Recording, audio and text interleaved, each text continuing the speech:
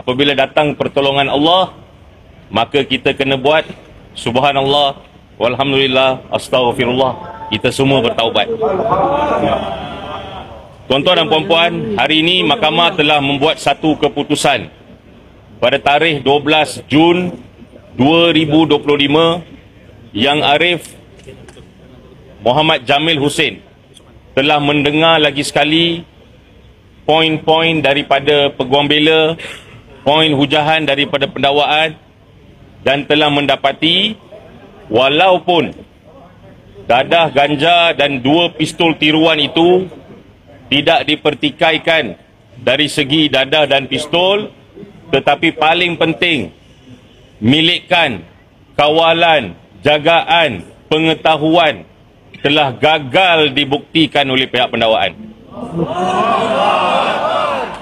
Selain daripada itu, mahkamah juga telah membuat keputusan di mana mahkamah telah menyatakan dengan jelas bahawa amat tidak selamat untuk memanggil Yusof Raute membela diri. Mahkamah juga dalam keputusannya telah menyatakan bukan sahaja tidak selamat, tetapi terlalu banyak kemungkinan-kemungkinan, terutamanya akses orang lain kepada kereta Yusof Raute pada waktu kejadian tersebut. Selain itu, mahkamah juga telah buat keputusan setakat ini bahawa pihak pendakwaan gagal membuktikan jangka waktu 9 jam antara 10.30 malam hingga 7.30 pagi semasa pihak polis melakukan serbuan dan intipan tersebut. Ingat, fakta kes 5 pagi terima panggilan, mereka sampai tempat kejadian 7.30.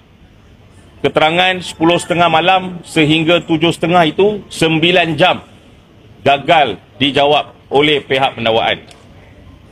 Pihak pegawai penyiasat juga gagal untuk menyiasat dengan jelas penama-penama yang telah diberikan oleh Yusof Raute dalam pembelaannya, dalam keterangannya, dalam percakapannya, termasuk nama Datuk Seri Anwar Ibrahim.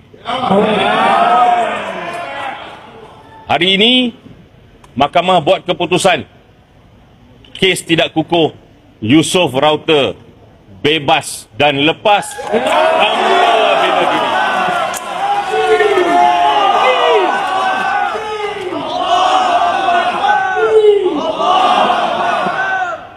Tuan-tuan dan puan-puan, kita selalu tekankan satu konsep yang penting dalam negara kita.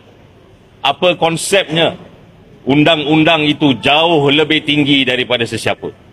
Dan kita mesti menghormati sistem kehakiman negara. Mahkamah lagi sekali membuktikan mahkamah adalah benteng kepada rakyat. Hari ini